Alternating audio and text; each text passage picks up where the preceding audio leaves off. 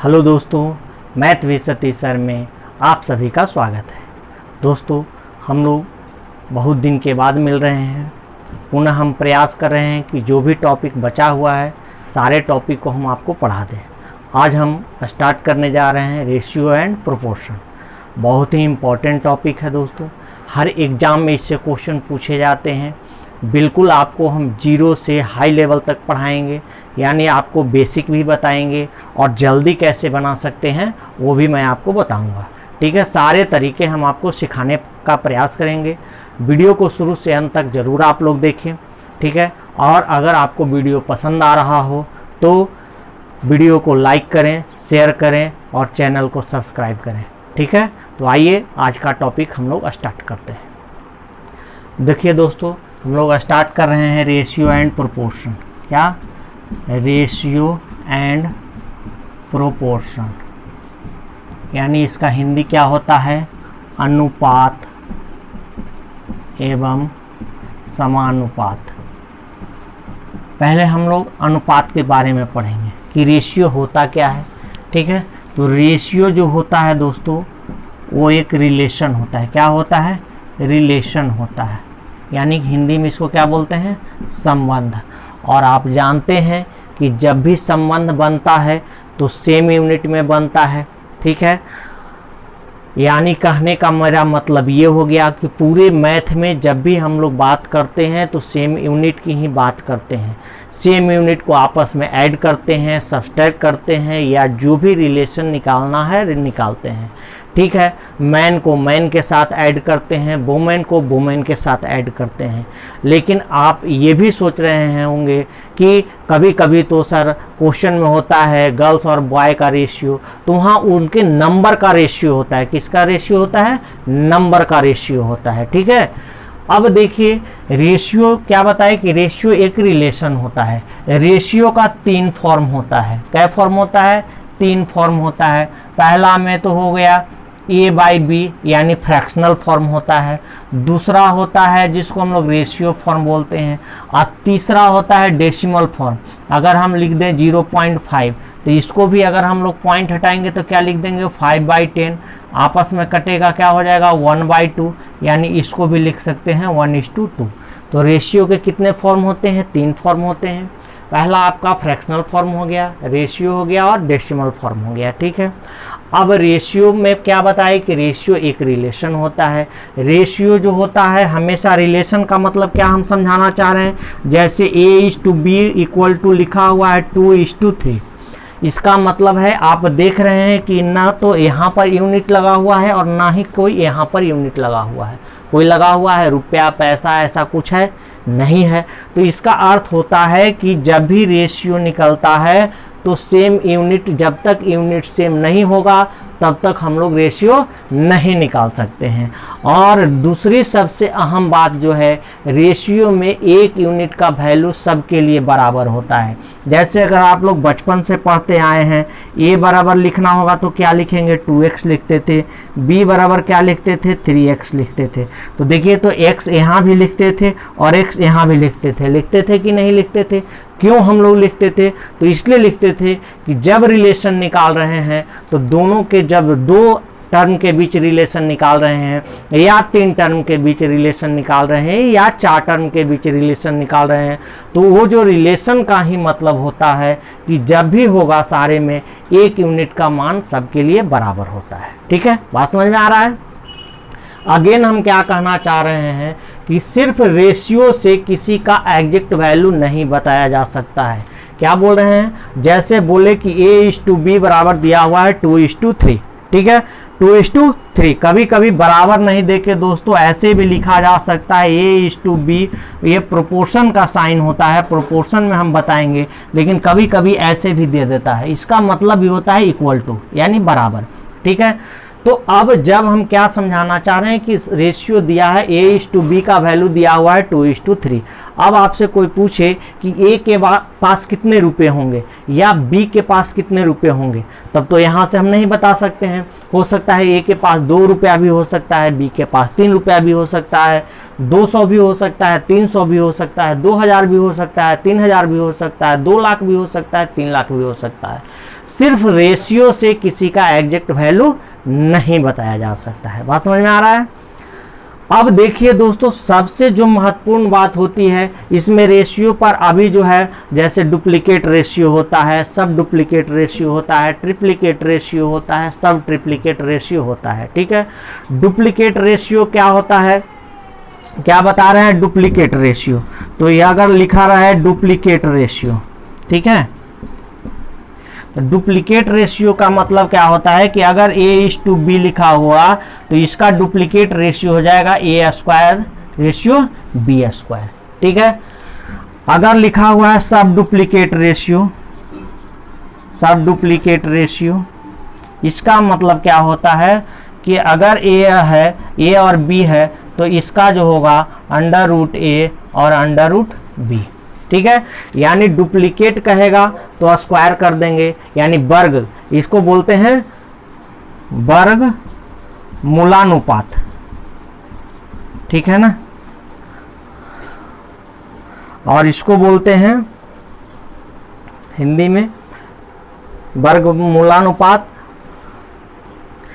इसको वर्गानुपात बोलते हैं, वर्गा अनुपात, इसको बोलते हैं वर्गमूलानुपात। वर्गानुपात का मतलब डुप्लीकेट रेशियो को हिंदी में बोलते हैं वर्गानुपात, सब डुप्लीकेट रेशियो का हिंदी बोलते हैं वर्गमूलानुपात। ठीक है, यानी वर्गमूल निकालने के लिए बोलेगा, वर्गमूल निकाल देंगे, जो रेशियो आएगा वही हमारा, जो रिलेशन आएगा वही हमारा आंसर होगा। इसी प्रकार अगर ट्रिप्लीकेट रेशियो की बात करता है, क्या बोल रहे हैं? ट्रिप्लीकेट रेशियो, जिसको घनमूल अगर A/B दिया हुआ है तो इसका हो जाएगा AQ रेशियो BQ। और अगर सब ट्रिप्लीकेट कहेगा तो अगर हो जाएगा, अगर A/B का सब ट्रिप्लीकेट रेशियो पूछ रहा है तो √A रेशियो √B हो जाएगा। ठीक है, यानी ये हो गया घनानुपात, ये हो गया घनमूलानुपात। घन मतलब क्यूब होता है। ठीक है, ये छोटी छोटी बातें हैं जो हो सकता है आप लोग जानते होंगे, अगर नहीं जानते होंगे तो हम आपको बता दिए। ठीक है, कि क्या होता है डुप्लीकेट रेशियो, क्या होता है सब डुप्लीकेट रेशियो, क्या होता है ट्रिप्लीकेट रेशियो, क्या होता है सब ट्रिप्लीकेट रेशियो, क्या होता है। ठीक है, अब इसके आगे जो हम लोग चर्चा करेंगे दोस्तों, एक होता है कंपाउंड रेशियो। क्या होता है? Compound ratio. तो देखिए, कंपाउंड रेशियो या कॉम्प्लेक्स रेशियो दोनों बात एक ही है, जिसको हम लोग बोलते हैं, क्या बोले? कंपाउंड रेशियो, कंपाउंड रेशियो, या इसी का दूसरा नाम है कॉम्प्लेक्स रेशियो। ठीक है, हिंदी में बोलते हैं जटिलानुपात। ठीक है ना, तो इसमें क्वेश्चन कैसे पूछेगा? क्वेश्चन दे देगा 2:3, 4:5 और दे दे 6:7 का कंपाउंड रेशियो क्या होगा, कंपाउंड रेशियो क्या होगा। ठीक है, यानी जटिलानुपात क्या होगा। तो ऐसे क्वेश्चन को हम लोग बनाते क्या है, ये सारे के फर्स्ट टर्म को एक साथ मल्टीप्लाई करते हैं और सेकेंड टर्म को एक साथ मल्टीप्लाई करते हैं, यानी 2:4:6 और इधर क्या लिखेंगे 3:5:7। ठीक है, रेशियो हमेशा सिंपल फॉर्म में होता है। अगर दोनों में से कुछ कट रहा है, कट के छोटा हो रहा है तो काट सकते हैं। तो देखिए यहाँ पर कट रहा है 3×2 = 6 होता है, यानी कितना हो गया 16 और ये कितना हो गया 35 और यही इस क्वेश्चन का क्या हो गया आंसर हो गया। तो जब भी हम लोग से कंपाउंड रेशियो निकालने की बात करेगा तो दो टर्म या 3 टर्म या 4 टर्म भी दे सकता है। तो सारे के फर्स्ट टर्म को एक साथ मल्टीप्लाई करते हैं, सेकेंड टर्म को एक साथ मल्टीप्लाई करते हैं और देन जो भी हमारा रिलेशन निकलता है वही होता है कंपाउंड रेशियो। समझ में आ गया? तो चलिए आगे हम लोग बढ़ते हैं। अब देखते हैं रेशियो हम लोग सीधा कैसे करते हैं, जो सबसे महत्वपूर्ण चीज़ है। ठीक है, अब देखिए रेशियो सीधा कैसे करते हैं दोस्तों, जैसे दिया हुआ है A रेशियो B बराबर दिया हुआ है 2:3 और B रेशियो C बराबर दिया हुआ है 4:5। अब हमसे पूछा जा सकता है कि A/C बराबर वाट, या पूछ दे A/B/C बराबर वाट। तो रेशियो सीधा करने का कई एक तरीका हो सकता है, ठीक है, अनेकों तरीका हो सकता है। हम आपको 2-3 तरीका सिखाने का प्रयास करते हैं। ऐसे तो आप एक ही तरीका सीखिए तो ज़्यादा बेटर है। पहले हम लोग क्या करते हैं कि देखिए यहाँ पे आप लाइन खींच दीजिएगा, इस टर्म को इसके साथ गुना कराइएगा तो 4×2 क्या हो जाएगा 8 हो गया। फिर यहाँ से इसको गुना करा लीजिएगा 4×3 12, फिर लास्ट में यहाँ से यहाँ गुना करा लीजिएगा 5×3 15, यानी 8 12 15। ABC का अगर रेशियो पूछा जाएगा कितना आ जाएगा 8 12 15, ठीक है। अब 8 12 15 और A और C पूछा है तो A का वैल्यू है 8, C का वैल्यू है 15। ABC पूछा है तो 8 12 15, ये पहला तरीका बताए। दूसरा तरीका क्या हो सकता है, दूसरा तरीका में आप आसानी से देख सकते हैं कि A रेशियो B बराबर दिया हुआ है 2:3, B रेशियो C बराबर दिया हुआ है 4:5। ये न दोनों टर्म कांस्टेंट हैं, यहाँ भी ये दोनों टर्म को हमको कांस्टेंट बनाना होगा। तो 4 और 3 को दोनों को हमको इक्वल करना है, तो इसके लिए क्या करेंगे, इक्वल करने के लिए यहाँ पर 4 से मल्टीप्लाई दे देंगे और यहाँ पर 3 से मल्टीप्लाई दे देंगे। 4 से मल्टीप्लाई कीजिएगा ये हो जाएगा 8, ये हो जाएगा 12। 3 से मल्टीप्लाई कीजिएगा ये हो जाएगा 12, ये हो जाएगा 15। अब देखिए B भी कांस्टेंट हो गया, 12 12 आ गया, यानी यहाँ से भी आ गया 8 12 15, ठीक है। तो इसके लिए हमको क्या करना पड़ा, अलग से लिखना पड़ा। या फिर आप एक तरीका और देखे होंगे, चलिए वो भी तरीका मैं आपको दिखा देता हूँ, लेकिन सबसे आसान तरीका यही होगा और इसी को आप लोग रखेंगे तो ज़्यादा आपको फ़ायदा मिलेगा, ठीक है। लिख देंगे A B, एक टर्म और आया है C। A के सामने A का वैल्यू लिखिए, B के सामने B का वैल्यू लिखिए। फिर है B और C, B और C है 4:5, तो B के नीचे B लिख दीजिए और C के नीचे C लिख दीजिए। जो जो घर ब्लैंक्स है वो अपने साइड वाले से कैरी लेगा। यहाँ पर एक खाली है तो यहाँ से एक कैरी ले लिया 3, यहाँ पर एक खाली है तो इससे एक कैरी ले लिया 4। अब सबको आपस में मल्टीप्लाई करा दीजिए और यही हमारा हो गया आंसर। तो ये हो गया 8, ये हो गया 12 और हो गया 15। तो इसके लिए हम लोग को करना क्या पड़ रहा है कि अलग लिखना पड़ रहा है। इसको सॉल्व करने के लिए क्या करना होगा, अलग हमको लिखना पड़ेगा। और अगर ये तरीका हम सीख जाते हैं तो यहाँ से क्या हो जाएगा, हमारा मौखिक काम हो जाएगा, ठीक है। बात समझ में आ रहा है। अब आपको ये लग रहा होगा कि अगर 3 टर्म होता तो हम लोग क्या करते, जैसे यहाँ पे 4 टर्म होता, A रेशियो B अगर आया है 2:3, B/C आया है 4:5, अगर यहीं पे C/D रहता तो क्या करते। तो कुछ नहीं, चलिए फिर हम समझाते हैं आपको। लिखा है A/B बराबर 1:2, B/C बराबर 2:3 और C/2 अगर D बराबर लिखा हुआ है 4:5। अब देन अगर आपसे ABCD पूछे तो क्या करेंगे। तो पहला काम तो ये फर्स्ट A के लिए इस सारे को मल्टीप्लाई कराएंगे, 4 दूनी 8 एकम 8 रह जाएगा। सेकेंड टर्म के लिए यहाँ से यहाँ तक चले आएंगे तो 2 दूनी 4, 4 दूनी 8।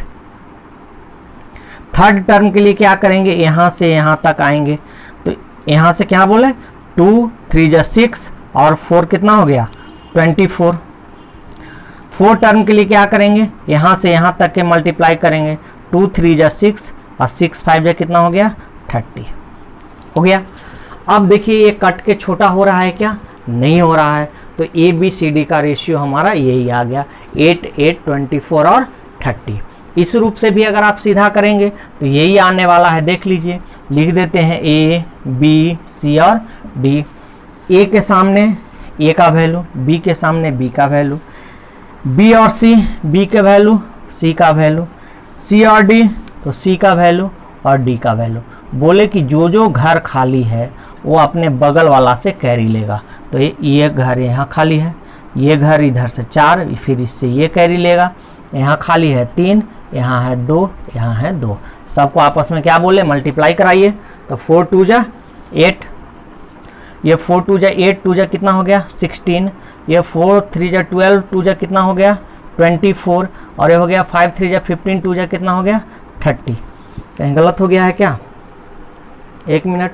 2 2 जो 4, 4 4 जो 16, सॉरी 4 4 जो यहाँ पे 16 होगा। ठीक है, देखिए यहाँ पर भी 8 16 24 30 आ रहा है, यहाँ पर भी 8 16 24 30 आ रहा है।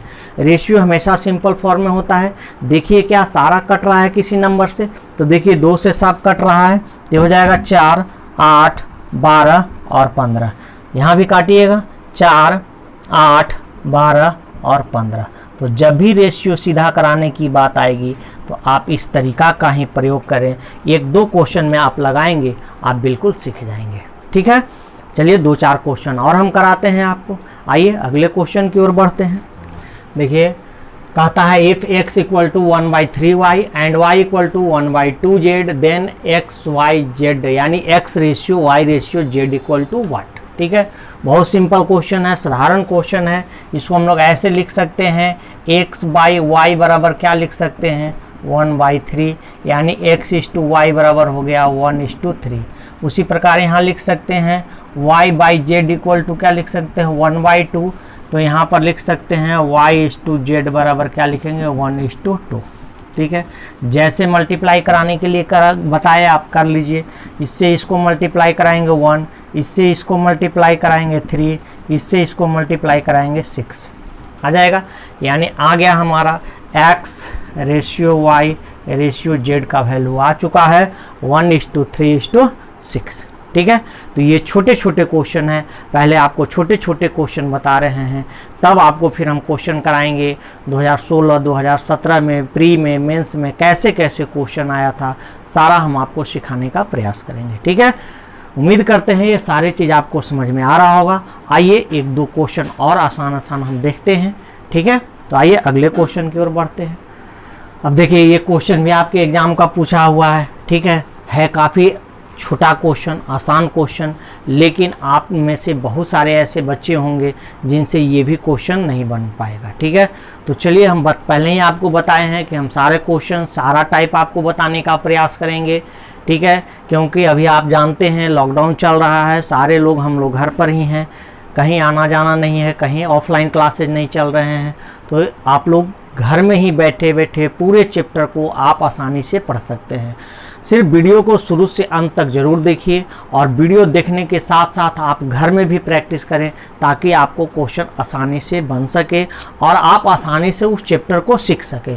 जब तक आप सेल्फ नहीं बनाएंगे तब तक उस चैप्टर को आसानी से आप नहीं सीख सकते हैं। तो देखिए इसको हम लोग ऐसे लिख सकते हैं 2 के पावर 1.5 है, और इसको लिख सकते हैं बाई 2 के पावर क्या लिख सकते हैं 0.5 लिख सकते हैं कि नहीं लिख सकते हैं। ठीक है, यानी इसको आप कहने का मतलब मेरा क्या है कि देखिए पावर, यहाँ पर आपको थोड़ा सा दिमाग क्या लगाना है कि सर्ट्स इंडिसेज हम लोग पढ़े हैं, घातांक करनी पढ़े हैं।